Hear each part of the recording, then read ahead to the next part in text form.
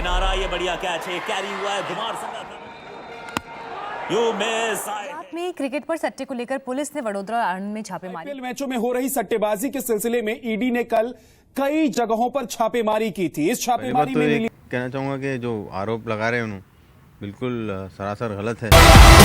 लोगों को पता चलना चाहिए कि इंडिया में क्रिकेट के नाम पे और क्या क्या होता है। 2011 Mumbai Wankhede stadium, India 4 wicket down है, पूरा देश सहमा हुआ है और अब सबकी उम्मीद सिर्फ एक नाम पर टिकी हुई है, धोनी।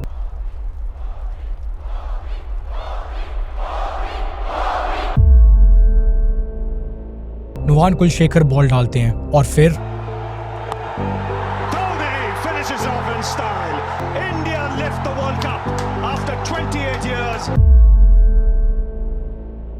सपना सचिन का था पर पूरा धोनी ने कर दिया। ये एक पल हम में से कोई नहीं भूला है। 28 साल लगे हमारे देश को कि हम सब हिंदुस्तानी इस पल को दोबारा महसूस कर पा रहे हैं। लेकिन अगर उस एक दिन ऐसा नहीं हुआ होता तो धोनी का शॉट नहीं लगा होता तो कपिल देव का 1983 का कैच, सचिन की सेंचुरीज, धोनी के हेलीकॉप्टर शॉट्स और युवराज के 6 बॉल पर 6 छक्के, इनमें से कोई भी पल आज हमारा नहीं हो पाता अगर भारत के पास ये एक चीज नहीं होती तो। और वो चीज है BCCI, board of control for cricket in India. सालाना 16,000 करोड़ के रेवेन्यू के साथ इस दुनिया का सबसे अमीर क्रिकेट बोर्ड और BCCI का इतना पावरफुल पोजीशन पर होना अपने आप में एक बहुत बड़ा कारण है कि भारत में अगर किसी स्पोर्ट में सबसे ज्यादा पैसा है तो वो क्रिकेट है। लेकिन आपको ये सुनकर बहुत हैरानी होगी कि वही BCCI जिसने हमारे देश को कपिल देव, सचिन, युवराज, सहवाग और विराट कोहली जैसे जबरदस्त प्लेयर्स दिए हैं, आज उसी के अंदर कुछ ऐसा चल रहा है जो आप सब सोच भी नहीं सकते। सबसे पहले वो खुलासा जो भारतीय क्रिकेट में भूकंप ला सकता है,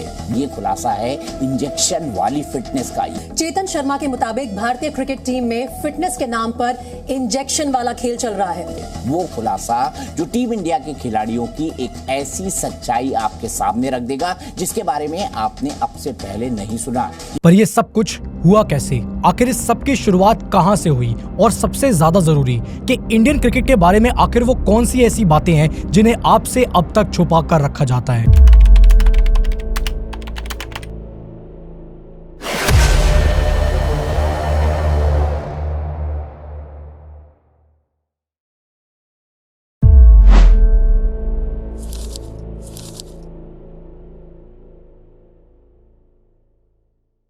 साल 1990, ये वो वक्त था जब ना तो BCCI कोई पैसा कमा रही थी और ना ही हमारे इंडियन क्रिकेट के टीम प्लेयर्स। कारण डिजिटल मीडिया।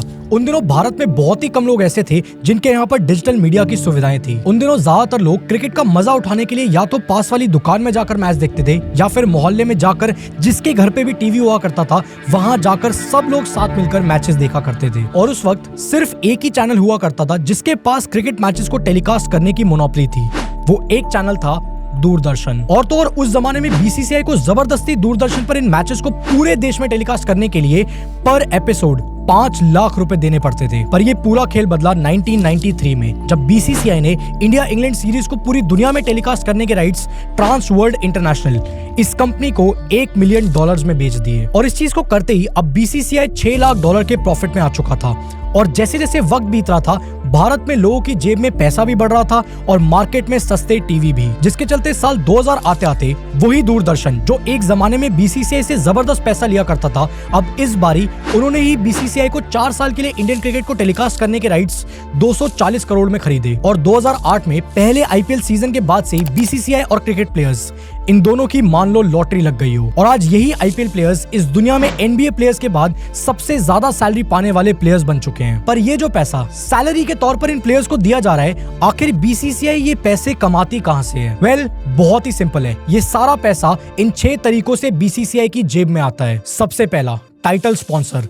BCCI के अंडर इंडियन क्रिकेट में जितने भी इवेंट्स होते हैं जैसे कि Ranji trophy, T20 series, test series, इन सभी इवेंट्स में जो सबसे बड़ा एडवर्टाइजमेंट का स्पेस होता है वो जाता है टाइटल स्पॉन्सर को। साल 2015 में पेटीएम ने BCCI को 203 करोड़ रुपए दिए थे अगले 4 साल तक सभी इंडियन मैचेस में टाइटल स्पॉन्सर रहने के लिए। जिसके बाद अगला आता है टीम स्पॉन्सरशिप।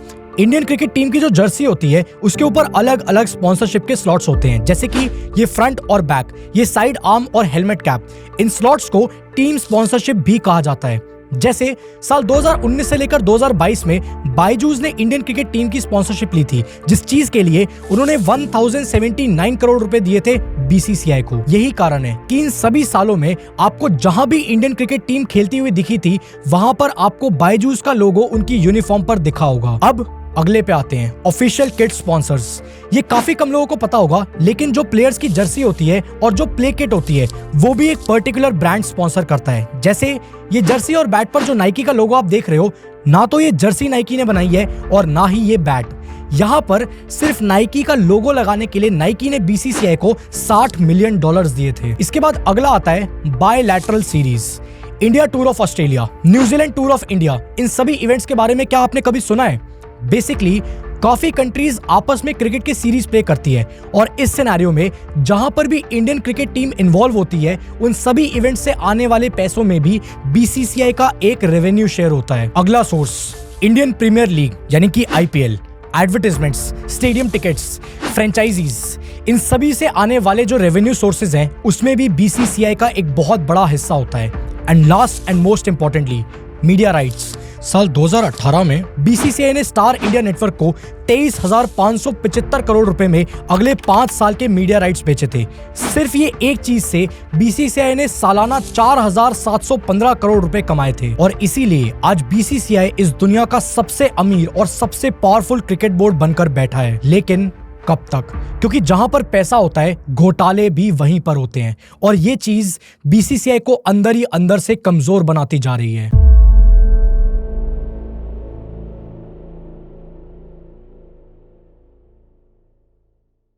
Feb 2023 बीसीसीआई के Indian chief selector Chetan Sharma को जी टीवी एक स्टिंग ऑपरेशन में एक्सपोज करती है, जहां चेतन को मजबूरन ये एक्सेप्ट करना पड़ता है कि इंडियन क्रिकेट टीम प्लेयर्स ने 100% फिट बनने के लिए बैंड इंजेक्शंस का भी यूज किया है, और ऐसे इंजेक्शंस जिनको डोपिंग टेस्ट के अंदर पकड़ पाना बहुत ही ज्यादा मुश्किल है। चेतन शर्मा को इससे पहले भी सिलेक्शन कमेटी की चीफ पोजीशन से हटाया गया था। साल 2022 में जब T20 वर्ल्ड कप में कुछ दिक्कतें आई थी, तब उन्हें इस पोस्ट से हटा दिया गया था, लेकिन उन्हें बीसीसीआई द्वारा वापस ले लिया गया। इसी तरह से farmer IPS officer Neeraj Kumar, जो कि साल 2015 से लेकर 2018 तक बीसीसीआई के एंटी करप्शन यूनिट के हेड थे, उन्होंने भी अपनी किताब अ कोप इन क्रिकेट, इसके अंदर बीसीसीआई में कई सारे ऐसे राज खोले हैं जो आप और मेरे जैसे आम लोगों तक कभी पहुंच ही नहीं पाते। उनका यह कहना है कि fixing is just the tip of the iceberg of corruption in cricket, क्योंकि ऐसी कई और सारी चीजें हैं, जैसे कि स्टेट क्रिकेट एसोसिएशन का फंड्स का गलत इस्तेमाल करना। जैसे साल 2015 में सीबीआई द्वारा करी गई इन्वेस्टिगेशन के मुताबिक Jammu and Kashmir cricket association के टॉप ऑफिशियल्स ने जो फंड उनको बीसीसीआई से मिले थे, उसमें से करोड़ों रुपए गायब कर दिए थे। क्रिकेट में मैच फिक्सिंग को रोकना आज अथॉरिटीज के लिए बहुत ही ज्यादा मुश्किल हो गया है। ये सब कुछ आखिर कर कौन रहा है, आखिर हो कैसे रहा है, और फिक्सिंग की कमाई के जो पैसे आते हैं उससे आखिर क्या क्या किया जा रहा है? ऐसे कई सारे सवाल शायद आपके मन में भी खड़े होते होंगे, और ये सभी सवाल मेरे मन में भी आए थे। मैच फिक्सिंग बाहर से देखने में जितनी सिंपल लगती है, उतनी नहीं होती है, और इसमें बहुत सारे प्लेयर्स का हाथ होता है। इनफैक्ट मुझे जब मैच फिक्सिंग को और ज्यादा गहराई से समझना था, तब मैंने cricket match fixing in India Kuku FM के ऊपर इस ऑडियो बुक की हेल्प ली थी, क्योंकि इस ऑडियो बुक में मैच फिक्सिंग की वो सारी डिटेल्स हैं जो हम सब लोगों से छुपा कर रखी जाती है। और अगर आप भी मैच फिक्सिंग की डिटेल्स को और ज्यादा गहराई से समझना चाहते हो, तो आप भी कुकू एफएम पर जाकर इस ऑडियो बुक को सुनकर उन गहराइयों को समझ सकते हो। और क्योंकि आपने इस वीडियो पर क्लिक किया और आप यहां तक आ चुके हो, तो मेरा भी कुछ बनता है। इसलिए अगर आप मेरा कूपन कोड ADI50 यूज करते हो, तो आपको अपने कुकू एफएम के पहले मंथ के सब्सक्रिप्शन के ऊपर 50% का डिस्काउंट मिल जाएगा। सिर्फ ₹49 में आपको एक ऐसा मौका मिल रहा है जहां पर आप 10,000 से भी ज्यादा ऑडियो बुक्स और शोज में दी गई नॉलेज को ले सकते हो। सो अगर आपको भी कम पैसे खर्च करके अपनी नॉलेज को एक नेक्स्ट लेवल पर लेकर जाना है, तो आप भी कुकू एफएम के ऐप को अभी डाउनलोड करके मेरा कूपन कोड ADI50 यूज करते हुए अपनी जर्नी को स्टार्ट कर सकते हो। इस ऐप का लिंक मैंने आप सब लोगों के लिए नीचे डिस्क्रिप्शन और कमेंट बॉक्स के अंदर डाल दिया है। मैच फिक्सिंग, हम सबको क्रिकेट के अंदर सिर्फ ये एक ही चीज गलत नजर आती है, पर मैं आपको बता दूं कि इस सब के अलावा भी क्रिकेट के अंदर बहुत सारी ऐसी गड़बड़ चल रही है जिसके बारे में लोग बात तक नहीं करते। एज फ्रॉड, यानी कि अपनी उम्र को गलत बताना, भारतीय क्रिकेट के अंदर हर लेवल पर इस चीज को देखा जा रहा है। एक रीसेंट एग्जांपल को अगर पकड़ा जाए तो साल 2019 में राशिक सलम, जम्मू कश्मीर के एक फास्ट बॉलर ने अपनी बर्थ सर्टिफिकेट पर अपनी उम्र गलत बताने की वजह से 2 साल तक का बैन करवा लिया था। और ये एक नहीं है,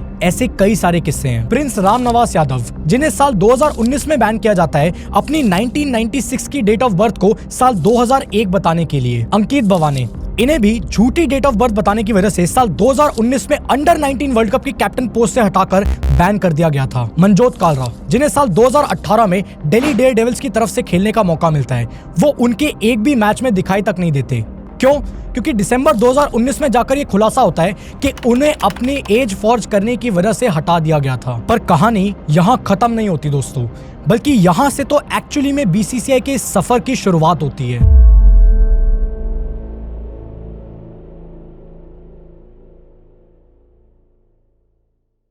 दिसंबर 2020, enforcement directorate Jammu and Kashmir cricket association के एहसान अहमद मिर्जा की 7.25 करोड़ की इमूवेबल प्रॉपर्टीज को अटैच करती है, जिसके साथ साथ जम्मू एंड कश्मीर के former chief minister Farooq Abdullah की प्रॉपर्टी को भी अटैच किया जाता है। फारूक अब्दुल्ला साल 2001 से लेकर साल 2012 तक Jammu and Kashmir cricket association के प्रेसिडेंट रह चुके थे। और सेम ऐसे ही जिम्बाब्वे के फॉर्मर कैप्टन ब्रेंडन टेलर ने भी अपनी रीसेंट कन्फेशन में ओपनली आकर ये कहा है कि जब भी वो इंडिया के साथ खेलते थे तो उन्हें बुकीज और मैच फिक्सर्स की तरफ से प्रेशराइज किया जाता था मैच को फिक्स करने के लिए। लेकिन यहाँ पर आखिर बीसीसीआई की क्या गलती है? तो बीसीसीआई ने पिछले 20 सालों में खूब सारे पैसे खर्च करके दुनिया भर के सेमिनार्स कंडक्ट करवाए हैं, जहां पर क्रिकेटर्स को बेटिंग और मैच फिक्सिंग के बारे में एजुकेट किया जाता है। लेकिन आज तक किसी भी मैच फिक्सिंग विसल ब्लोअर को किसी भी तरीके का प्रोटेक्शन प्रोवाइड नहीं किया गया है। जहां मैच फिक्सिंग को लेकर 0 टॉलरेंस होनी चाहिए, वहां पर ज्यादा से ज्यादा अगर बीसीसीआई कुछ कर पाता है तो वो होता है इन प्लेयर्स को खेलने से बैन कर देना। साल 2013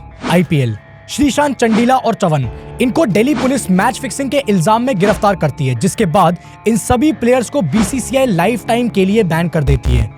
कुछ सालों तक मामला शांत होने के बाद साल 2015 में श्रीशांत के ऊपर लगे हुए लाइफ बैन को हटाया जाता है। इनफैक्ट अगर आपको श्रीशांत की मैच फिक्सिंग की कहानी को और भी ज्यादा डिटेल में जानना है तो आपको कुकू एफएम पर इसकी भी ऑडियो बुक मिल जाएगी, श्रीशांत द कंट्रोवर्शियल क्रिकेटर के नाम से। बेटिंग माफिया, ये माना गया है कि इंडिया के अंदर 1.5 लाख से भी ज्यादा बुकीज हैं और ये बुकीज इन 3 बड़े स्टेट्स से कनेक्टेड हैं, गुजरात, महाराष्ट्र और कर्नाटका। और यहाँ पर इन सारी के सारी बुकीज को सबसे ऊपर से कंट्रोल करता है अंडरवर्ल्ड और टेररिस्ट ऑर्गेनाइजेशंस। अक्टूबर 2021 बीसीसीआई दुनिया भर से इन्वेस्टर्स को इनवाइट करती है कि वो आए और आईपीएल में लॉन्च होने वाली गुजरात टाइटंस और लखनऊ सुपर जायंट्स की फ्रेंचाइजी में इन्वेस्ट करें। लखनऊ सुपर जायंट्स को संजीव गोयनका का आरपीएसजी ग्रुप 7,090 करोड़ रुपए में खरीदता है, पर वहीं पर गुजरात टाइटंस को एक British private equity investment firm CVC capital partners 5,625 crore में खरीदती है। लेकिन सीवीसी कैपिटल पार्टनर्स की असलियत पर शायद ही आप में से किसी का ध्यान गया होगा। ये कंपनी दुनिया भर के स्पोर्ट्स बेटिंग इवेंट्स और गैम्बलिंग कंपनीज में मेजॉरिटी स्टेक होल्डर है। साल 2014 में इस कंपनी ने स्काई बेट, जो कि एक बेटिंग और गैम्बलिंग कंपनी है, उसमें 80% का स्टेक एक्वायर किया था। इससे पहले साल 1999 में इस कंपनी ने विलियम हिल, जो कि यूनाइटेड किंगडम का सबसे बड़ा बुकी है, उसको एक्वायर किया था। और फिर साल 2003 में इन्होंने आईजी ग्रुप को, जो कि यूके का लीडिंग स्पेक्युलेटिव इन्वेस्टमेंट कंपनी है, उसको भी एक्वायर कर लिया था। मेजॉरिटी आईपीएल टीम ओनर्स कोई बहुत ज्यादा पैसा नहीं कमाते और ऐसे में एक ऐसी कंपनी जो कि दुनिया भर के स्पोर्ट्स बेटिंग को कंट्रोल करती है, वो 5,625 करोड़ रुपए में एक आईपीएल की टीम खरीदती है।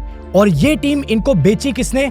बीसीसीआई ने। 2021 बिहार क्रिकेट लीग, जो कि 20 मार्च से लेकर 26 मार्च के बीच में पटना में खेली गई थी, इसको कंडक्ट कराने के लिए बिहार क्रिकेट एसोसिएशन ने बीसीसीआई से कोई परमिशन ली ही नहीं थी और इस पूरे मैटर को सिर्फ एक वार्निंग लेटर देकर रफा दफा कर दिया गया। यहां तक कि बीसीसीआई के एंटी करप्शन यूनिट के चीफ मिस्टर नीरज कुमार अपनी बुक में ये बताते हैं, we were frequently approached by players and their guardians complaining that they were cheated of lakhs of rupees by coaches and officials who promised them a place in IPL team or Ranji team and they disappeared, leaving them high and dry. लोग पैसा लेकर भाग गए। शायद इसीलिए हमारे देश के कई सारे टैलेंटेड प्लेयर्स, जिनमें एक्चुअली में कुछ कर दिखाने का हुनर होता है ना, वो ऐसी चीजों का शिकार होकर इस गेम को हमेशा के लिए अलविदा कह देते हैं। पर ये सब कुछ तो कुछ भी नहीं है दोस्तों, क्योंकि आगे जो आपको पता लगने वाला है वो सुनकर आपके होश उड़ जाएंगे।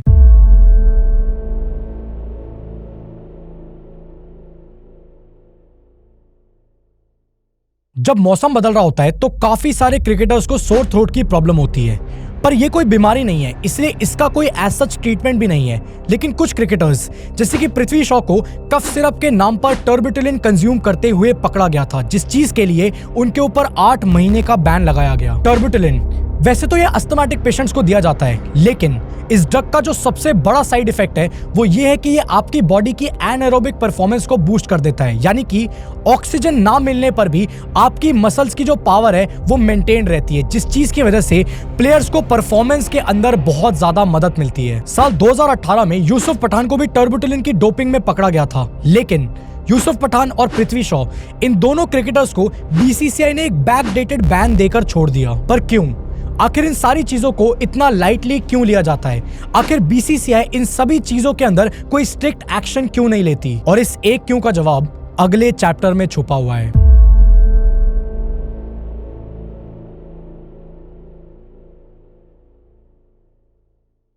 साल 2015 में लोधा कमेटी ने बीसीसीआई को ये रिकमेंडेशंस दिए थे कि किसी भी पब्लिक सर्वेंट को बीसीसीआई में या फिर पूरे इंडियन क्रिकेट में किसी भी तरीके की एडमिनिस्ट्रेटिव पोजीशन नहीं मिलनी चाहिए।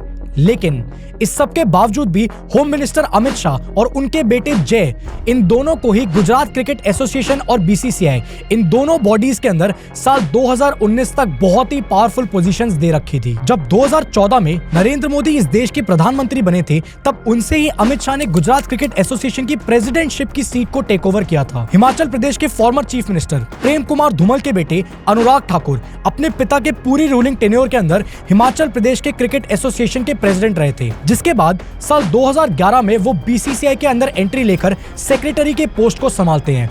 और ठीक 4 साल के बाद बीसीसीआई प्रेसिडेंट जगमोहन दालमिया की डेथ होते ही साल 2015 में उन्हें बीसीसीआई का प्रेसिडेंट बना दिया जाता है। लेकिन प्रेसिडेंट बनने के 2 साल के अंदर अंदर ही उन पर कई स्पॉट फिक्सिंग में इन्वॉल्व होने के आरोप लगाए गए थे और फाइनली 2017 में सुप्रीम कोर्ट ने एक लैंडमार्क जजमेंट सुनाई और अनुराग ठाकुर को प्रेसिडेंट की पोस्ट से हटा दिया गया था। और ये देखकर सबको लगा कि इंसाफ सच में होता है। मगर ये जजमेंट आने के 2 साल के बाद ही साल 2019 में अनुराग ठाकुर के भाई अरुण धूमल को बीसीसीआई का ट्रेजरर बना दिया जाता है। ये सभी इंसिडेंट्स एकदम क्लियर इशारा करते हैं कि आम जनता की आंखों से कहीं दूर, कहीं ना कहीं बीसीसीआई को चलाने के पीछे पॉलिटिक्स का बहुत ही बड़ा हाथ है।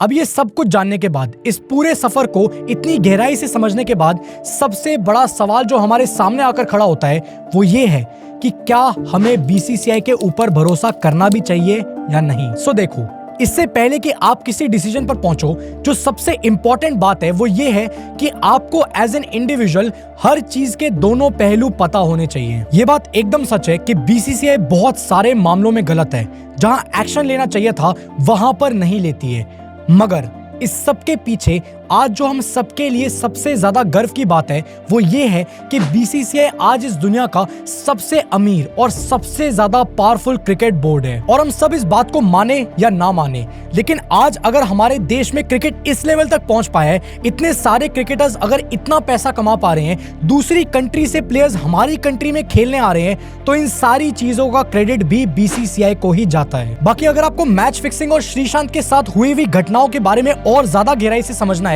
तो आप कुको एफएम के ऊपर cricket match fixing in India और श्रीशांत द कंट्रोवर्शियल क्रिकेटर, इन दोनों ऑडियो बुक्स को सुन सकते हो। कुको एफएम का लिंक मैंने आप सब लोगों के लिए नीचे डिस्क्रिप्शन और कमेंट बॉक्स के अंदर डाल दिया है। और मेरा कूपन कोड आदि50 यूज करना बिल्कुल मत भूलना, ताकि आपको कुको एफएम का पहला मंथ का सब्सक्रिप्शन 50% के डिस्काउंट पर मिल पाए। और जैसा कि मैंने कहा कि हर चीज के 2 पहलू होते हैं, सेम उसी तरह से आज आप जिन लोगों को सोशल मीडिया पर देख रहे हो ना, जो लोग एक बहुत ही जबरदस्त लाइफस्टाइल जी रहे हैं, 5 स्टार होटल्स में घूम रहे हैं, आपको ऑडी और बीएमडब्ल्यू जैसी गाड़ियां दिखा रहे हैं, कॉलेज में आपको फाइनेंशियली इंडिपेंडेंट बनने का सपना दिखा रहे हैं, वो सब लोगों की भी एक और ऐसी साइड है जिसके बारे में आपको मालूम ही नहीं है। और अपनी उस साइड को ये लोग बहुत ही ज्यादा स्मार्टली आपसे छुपा कर रखते हैं। और जब तक आपको उसके बारे में पता लगता है ना, तब तक बहुत ही देर हो चुकी होती है। आप तब तक बहुत सारा पैसा और टाइम खराब कर चुके होते हो। तो आखिर क्या है इनकी असलियत? वेल, अगर आप ये राइट वाली वीडियो देखोगे ना तो आप जान जाओगे।